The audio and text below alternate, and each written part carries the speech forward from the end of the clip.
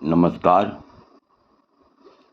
आज का हमारा वीडियो का मुख्य विषय है कि बुद्ध और गुरु का योग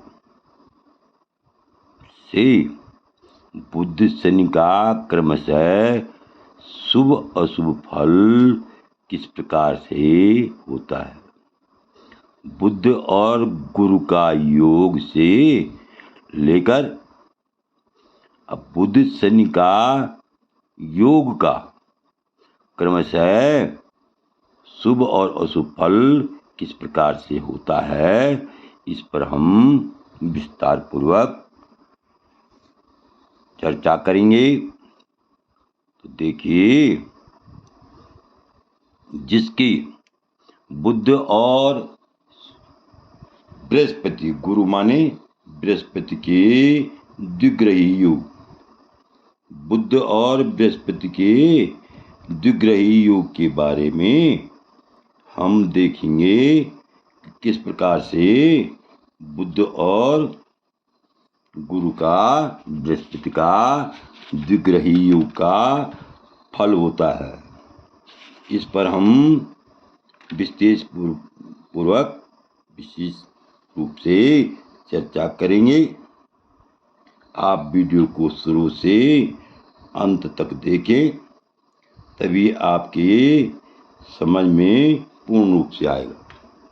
तो देखिए, यहाँ पर लिखा हुआ है, शास्त्र में लिखा हुआ है, इस प्रकार शास्त्रोक्त मिलता है, संगीत नीति पतिर्विनीत सौख्यान्विता यंत मनोविराम धीरो नरः स्यात् सुतराम उदार सुगंध भाग्वा पति सौम्य योगी। अर्थात बुद्ध और गुरु के द्विग्रही योग का फल इस प्रकार से होता है, जिसके जन्म काल में बुद्ध और गुरु अर्थात बृहस्पति का योग हो, तो वह जातक संगीत विद्या में निपुण होता है। संगीत विनीति पतिर्विनीत अर्थात संगीत विद्या में निपुण होता है। जिसके जन्म काल में बुद्ध और गुरु का योग हो, वह जातक संगीत विद्या में निपुण होता है और नीतिज्ञ, नीति को जानने वाला होता है। नीतिज्ञ माने नीति को जानने वाला होता है। अब बहुत ही नम्र स्वभाव का होता है, नम्र स्वभाव का होता है और सभी सुखों से संपन्न होता है। सभी सुखों से क्या होता है? संपन्न होता है। धैर्यवान और अत्यंत उदार हृदय वाला होता है। उसका स्वभाव परोपकारी होता है। इस प्रकार से बुद्ध और गुरु के का एक साथ यदि जन्म कुंडली में बुद्ध और गुरु एक साथ बैठे हुए हों, तो यह योग अत्यंत ही उत्तम योग माना जाता है। अब देखिए, बुद्ध और शुक्र योग फल। बुद्ध और शुक्र योग फल किस प्रकार से होता है? लिखा हुआ है, कुलादिशाली शुभ भाग्यविलास सदा सहर्ष पुरुष सुयश वर्ता बहुनाम गुणवान कोई सभार्गवे जन्मनि सोम गुण। इस प्रकार से बुद्ध और शुक्र के योग का फल इस प्रकार शास्त्र में लिखा हुआ है कि जिसके जन्म कुंडली में बुद्ध और शुक्र का योग हो, जिसके जन्म कुंडली में बुद्ध और शुक्र एक साथ बैठे हुए हों, वह जातक अपने कुल में श्रेष्ठ होता है। अपने कुल में श्रेष्ठ होता है, प्रसिद्धि पाता है, सम्मान पाता है और कुल का वंश का भला करने, कल्याण करने वाला होता है।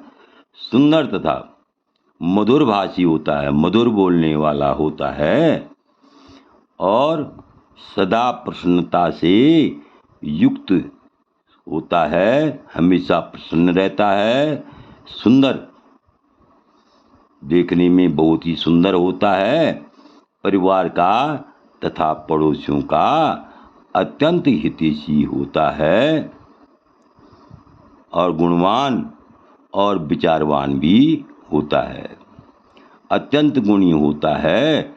फिर से देखिए, बुध और शुक्र के योग का फल।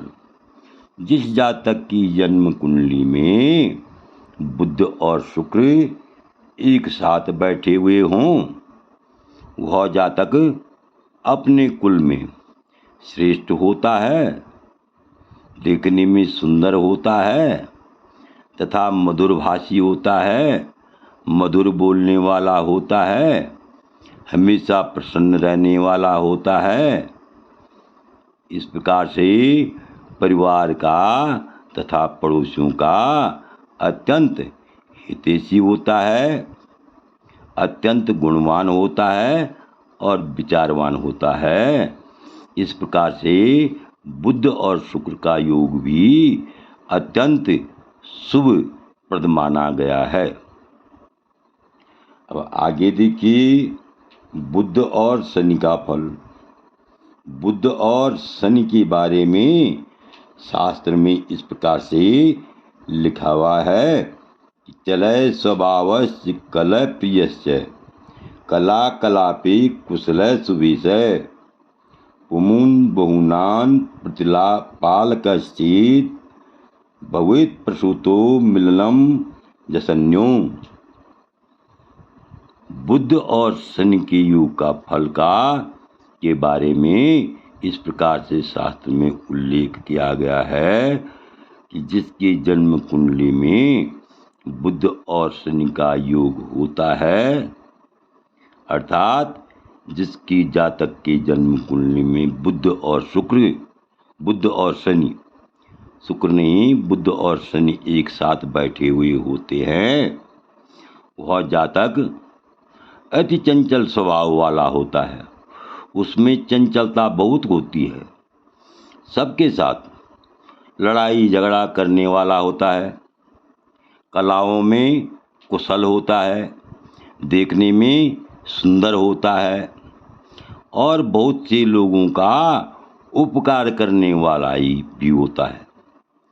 लड़ाई झगड़ा तो करता ही है, लेकिन दूसरों का, इसके साथ साथ दूसरों का उपकार भी करता है, अर्थात दिल से बुरा नहीं होता है, मन से वह दूसरों के प्रति गलत नहीं सोचता है, सबका कल्याण चाहने वाला होता है। आशा है कि आपको ये वीडियो अच्छा लगा हो, पसंद आया हो। यदि आपको ये वीडियो पसंद आया हो तो मेरे चैनल को अवश्य सब्सक्राइब करें, लाइक करें, शेयर करें